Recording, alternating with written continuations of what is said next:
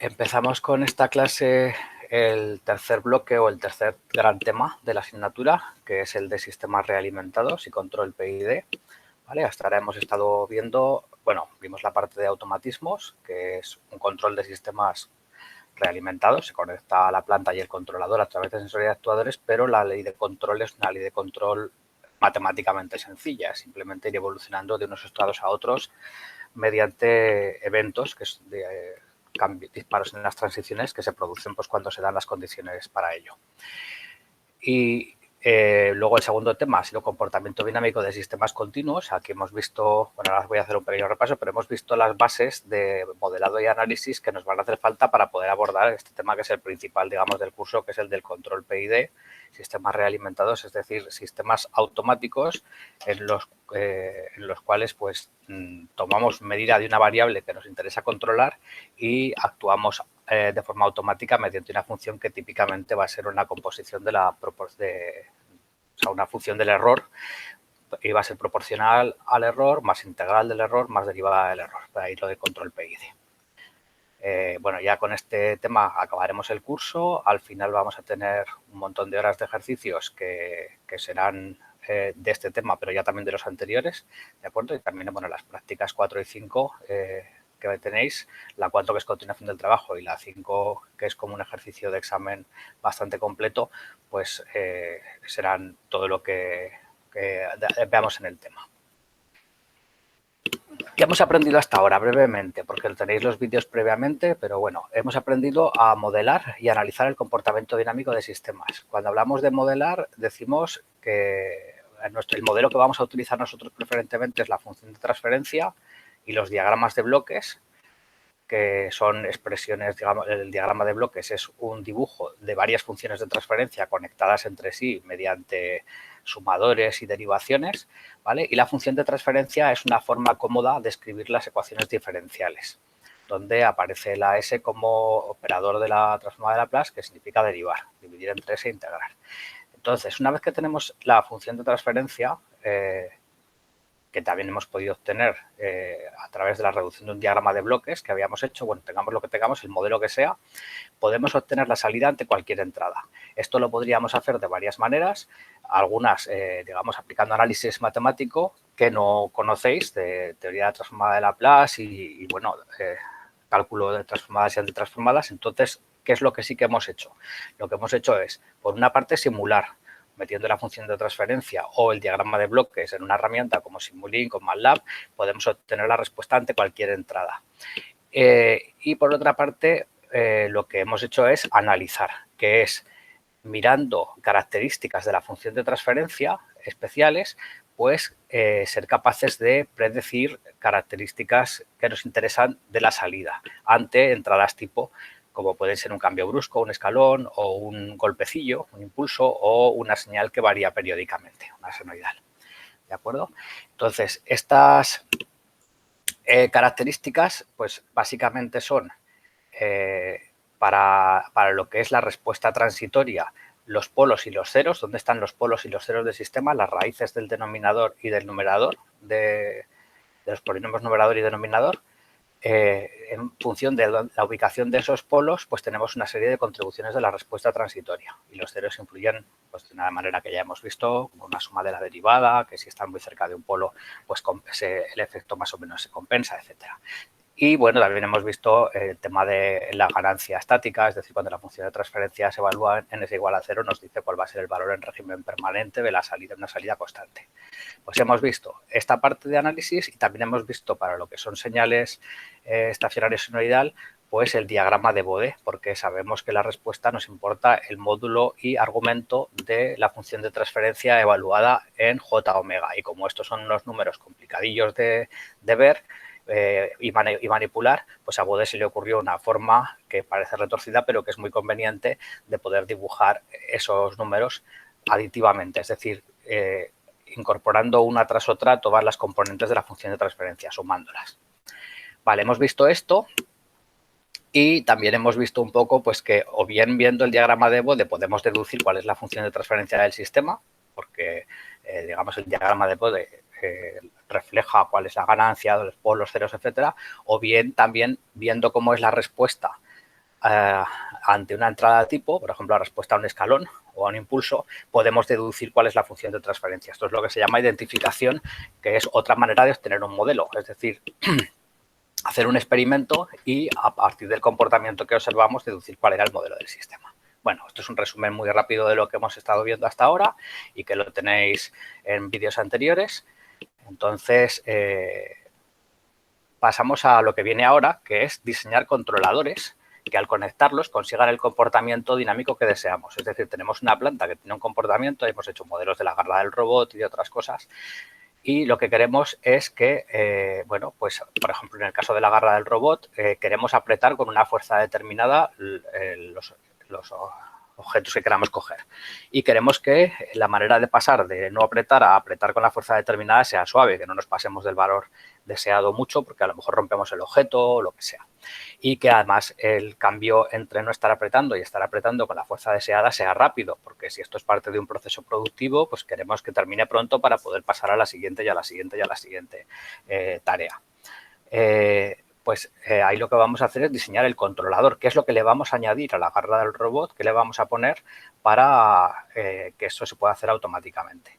Y básicamente lo que se va a hacer es medir de alguna forma la variable controlada, la fuerza de apriete, compararla con la deseada, hacer unos cálculos, que ya digo que van a ser tipo PID, y con eso obtenemos la variable manipulada, que en el caso de la garra del robot era la tensión que alimenta el motor. ¿Vale? Entonces, eso es lo que vamos a hacer, diseñar controladores, pensar qué función de transferencia o qué cálculos vamos a hacer con el error para obtener la acción. Esto es una gran idea. La gran idea es la realimentación. O sea, la idea de que para conseguir, o sea, para manipular o para intervenir en un sistema, nos fijamos en su salida.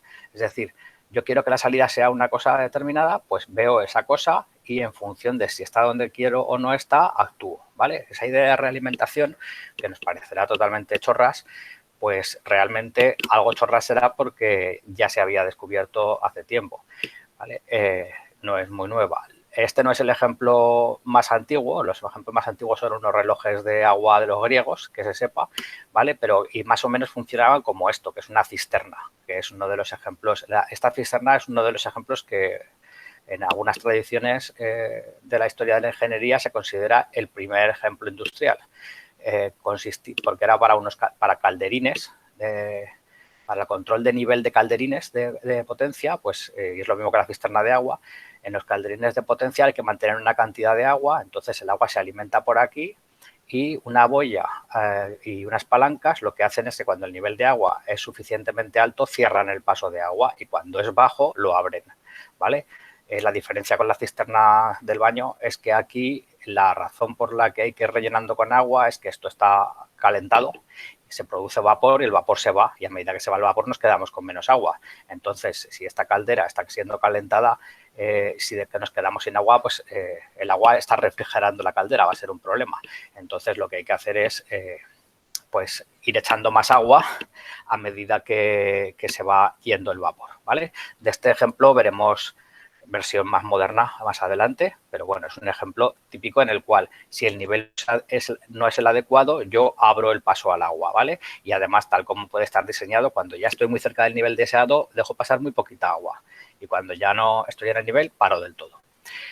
Otro ejemplo industrial de la tradición, este es de la tradición rusa y este es de la tradición inglesa, es el regulador de Watt, el regulador centrífugo, que ya hemos hablado de él, ¿no? Y que pues aquí lo que queremos es regular una velocidad. Si la velocidad es demasiado alta, las bolas por la fuerza centrífuga, bueno, suben y al subir se cierra el paso de vapor, con lo cual ya no se hace tanto par sobre la máquina y da las vueltas más despacio, bla, bla, bla. Esto ya os lo he contado. Y antes de estas dos que serían parte de lo que es revolución industrial, pues ya en la Edad Media había cosas como esta. ¿Vale? Inicialmente los molinos de viento lo que tenían en muchos casos era, bueno, a ver, molinos de viento, la idea es que el viento haga dar vueltas a estas aspas y estas aspas al dar vueltas hagan dar vueltas a una rueda de molino que, a algo que da vueltas, una piedra grande, que da vueltas sobre otra piedra grande y en medio está el trigo o lo que sea. Entonces la piedra grande que va girando, dando vueltas encima de la otra, lo que hace es machacar las cosas.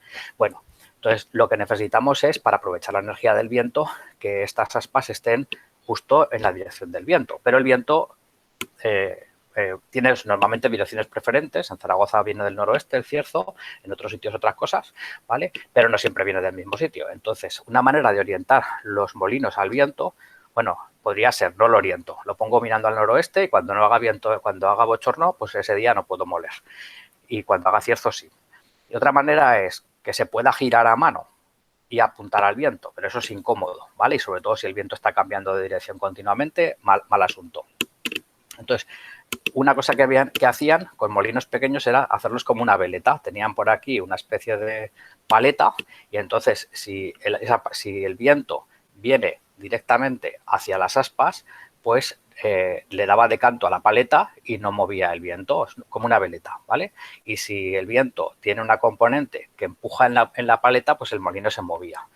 Lo que pasa es que se movía de una forma muy irregular y se les ocurrió más adelante poner otro molinete pequeño en dirección perpendicular a este, ¿vale? Con un tornillo sin fin, unos engranajes, que lo que hacía este es, si da vueltas, este no estaba conectado a la carga, digamos, a la rueda de molino, sino que este estaba conectado a un mecanismo, bueno, a unos engranajes que hacían girar toda la cabeza del molino.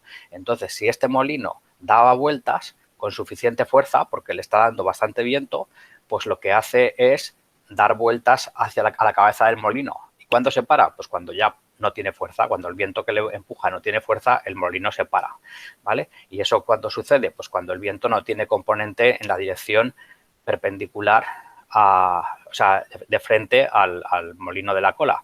Y entonces es la dirección en la que todo el viento prácticamente tiene dirección hacia el molino principal, hacia las aspas principales, ¿vale? Bueno, y esto pues podía uno ajustar con las inercias, etcétera, pues el comportamiento dinámico del sistema, ¿vale? Es otro sistema.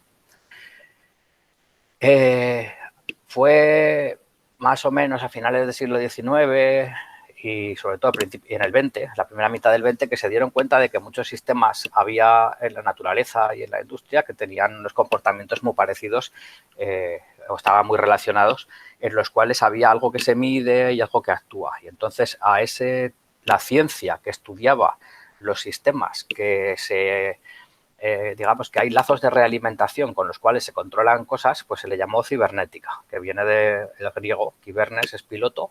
Entonces la cibernética, que esto le dio nombre un alemán, Wiener, pues era eso, la ciencia de estudiar los mecanismos de realimentación en las máquinas, en los sistemas, en los seres vivos. Nosotros tenemos lazos de realimentación, por eso, bueno, nosotros y todos los animales que tenemos sangre caliente y hacemos homeostasis, pues lo que tenemos es sensores dentro del cuerpo de alguna manera que detectan si nuestra temperatura es la adecuada para el funcionamiento de nuestras células y cuando no lo es, pues lo que hacen es o bien conseguir evacuar calor mediante el sudor o lo que sea, o bien calentarnos mediante temblores o alimentación o lo que sea. ¿Vale? Entonces, y bueno, aquí me podía pegar un buen rato y también sistemas sociales, etcétera, tienen lazos de realimentación. Entonces, esa cibernética, pues es que fue cuando se dieron cuenta de que había muchas de estas cosas, muchos de estos sistemas que se comportaban de forma parecida y tenían leyes parecidas, ¿no? Es que más adelante, como la manera de funcionar estos lazos de realimentación normalmente es manipulando información, pues la palabra cibernética se ha ido escorando hacia el lado informático. Ya hablamos del ciberespacio y todas estas cosas y siempre estamos pensando en informática, pero que sepáis que la cibernética en realidad lo que va es de los lazos de realimentación, de lo que vamos a ver en esta asignatura. Bueno, pues dicho todo esto, vamos a empezar con los sistemas realimentados. Empezaremos con unas técnicas específicas de análisis del comportamiento dinámico de estos sistemas, ¿vale? Que es lo que vamos a ver esta semana. Se supone que ya habéis leído la lectura previa de realimentación negativa, que habla del bucle de control básico, las propiedades de la realimentación y la ganancia estática de tipo y constantes de error. Lo voy a contar de todas formas hoy también. Y luego ya pues entraremos en el criterio de Ruth, el lugar de las raíces y los márgenes de fase y ganancia, que son esas herramientas, esas técnicas específicas, sobre todo las dos segundas, las dos últimas, que vamos a estar usando todo el curso, ¿vale? Como de costumbre tenéis en las notas los capítulos en los que están todas estas cosas en los libros